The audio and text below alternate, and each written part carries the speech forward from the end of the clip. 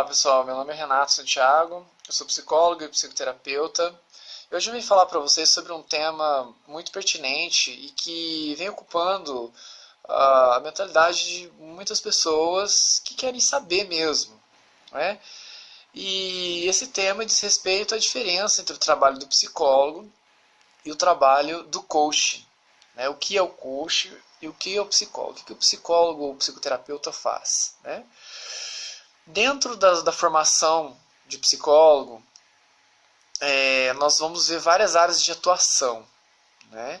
Então, existe o psicólogo do trânsito, existe o psicólogo psicoterapeuta, existe o psicólogo hospitalar, o psicólogo que trabalha na assistência social, no SUAS, né? Então, é uma área muito plural. Existem muitos campos de atuação, né? Psicologia infantil, psicologia escolar. Então, assim, cada área de atuação, o trabalho do psicólogo vai ser focado num tipo de público, né? E numa determinada prática. A grande questão que apareceu na novela foi a terapêutica de quadros em que ocorre abuso, né? Abuso, estupro, né? E como que isso pode ser tratado, como que funciona uma terapia com pessoas assim. É uma terapia? Não é? Né? Então, assim, o método que o psicólogo ele vai se utilizar para trabalhar essas questões é a psicoterapia breve, análise, né? E dentro desse método, o psicólogo ele vai oferecer uma escuta qualificada, uma escuta especializada. Né? Existe uma forma de escutar o outro. Não é necessariamente só escutar o outro. Existe uma maneira, um método para essa escuta acontecer. Né? E a pessoa ela está em estado consciente, ela está refletindo acerca do que está acontecendo com ela, é uma reflexão conjunta e a gente possibilita que o cliente, né, o paciente, ele acesse, né, percepções que antes ele não conseguia ter. Então nós criamos um continente protetor, um continente onde a pessoa vai se sentir à vontade em falar e é construído um vínculo, um relacionamento de terapeuta-paciente. Né? Esse vínculo é um vínculo de confiança, então é um vínculo que demora para acontecer. Então não é um processo rápido. Né?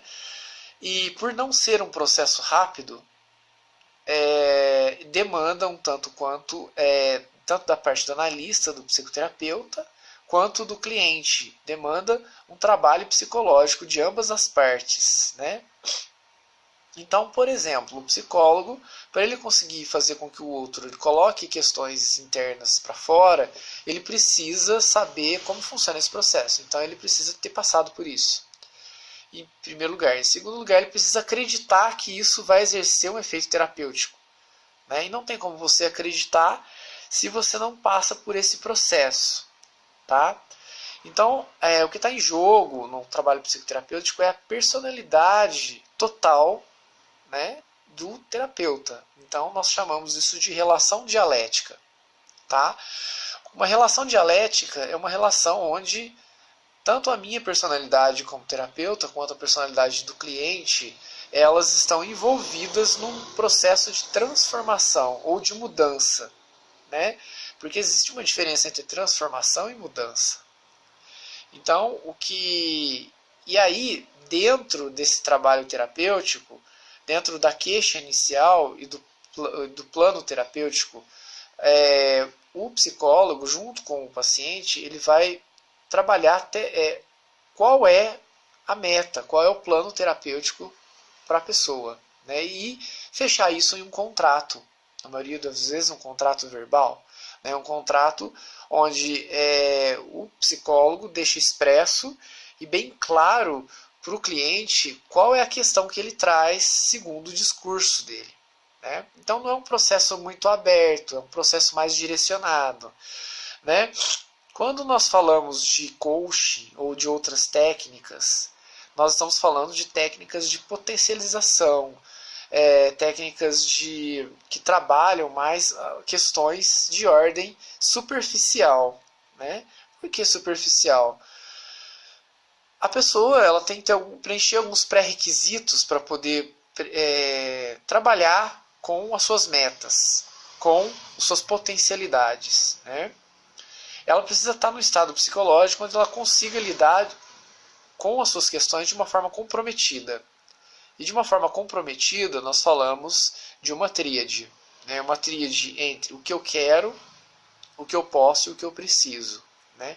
Então a pessoa ela tem que dar conta dessas três questões. Se ela consegue dar conta dessas três questões, ela pode fazer parte de um processo de coaching, ou de um processo. Eu não vou falar aqui sobre hipnose, até porque eu não conheço hipnose. Né? Na minha terapêutica, no meu processo psicoterapêutico, eu nunca utilizei hipnose, até porque eu senti que isso fosse necessário. Mas dentro da história da psicologia, né, lá com Freud, com a história da psicanálise, do início da psicanálise, né, existia a técnica da hipnose. Mas isso foi abandonado, né, dentro da história da psicologia. Não sei como que os hipnoterapeutas atuais eles lidam com isso. Se isso é uma forma de, né, lidar com o trauma, como que eles lidam com o trauma. Mas até então, até a época do Freud, se acessava um trauma, o terapeuta acessava esse trauma através de um processo hipnoterapêutico, né, de hipnose. Mas começou-se a descobrir que fazer a pessoa entrar no processo de hipnose, você está mantendo ela no estado de inconsciência. Né? E eu, como terapeuta, sei do trauma, mas ela, enquanto analisando, ela, enquanto cliente, ela não acessa isso. Né? Então eu estou acessando por ela. Né? Então muitas vezes isso é um processo arriscado. Você vai tocar em feridas que é melhor ficarem ali. É melhor ficar em estado inconsciente. Porque o inconsciente ele é uma dimensão psicológica, um estado onde muitas coisas vêm à tona e nós não temos controle. Né? Então nós podemos...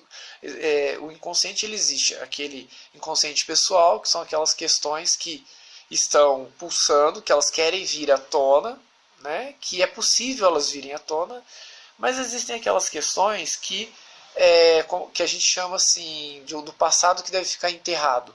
Né? Então o passado que deve ficar enterrado, ele é sedimento. Né? A mesma coisa de você querer mexer na fundação, nas estruturas fundantes de um prédio.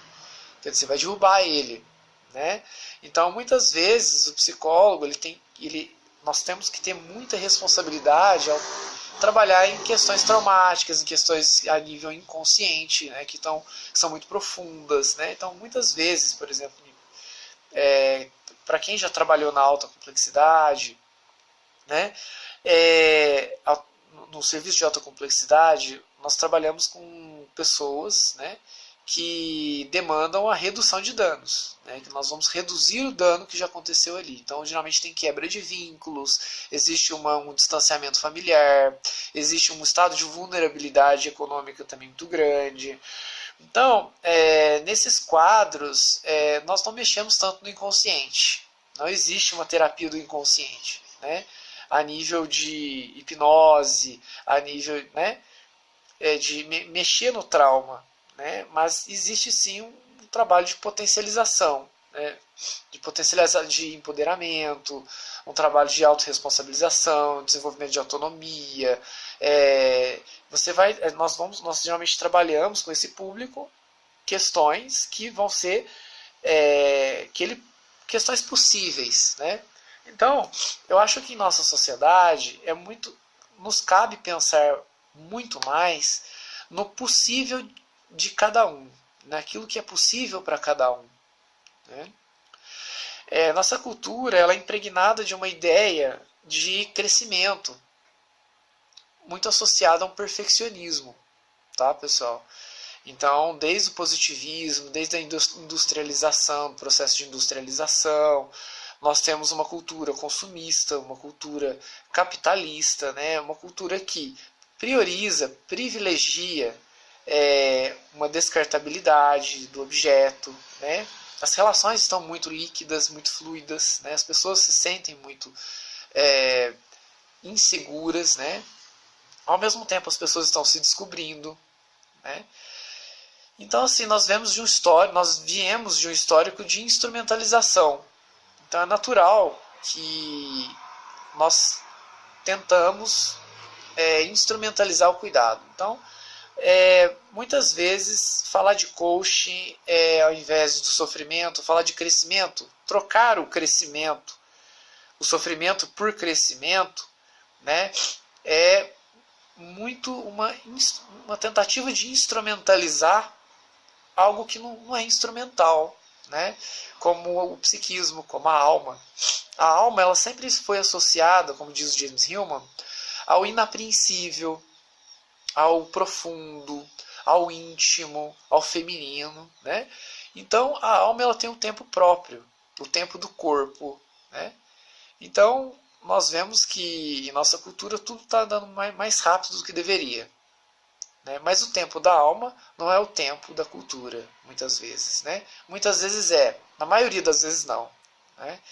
Então, que nós possamos dar o lugar devido ao sofrimento e falar do que realmente importa, aquilo que é possível para cada um de nós.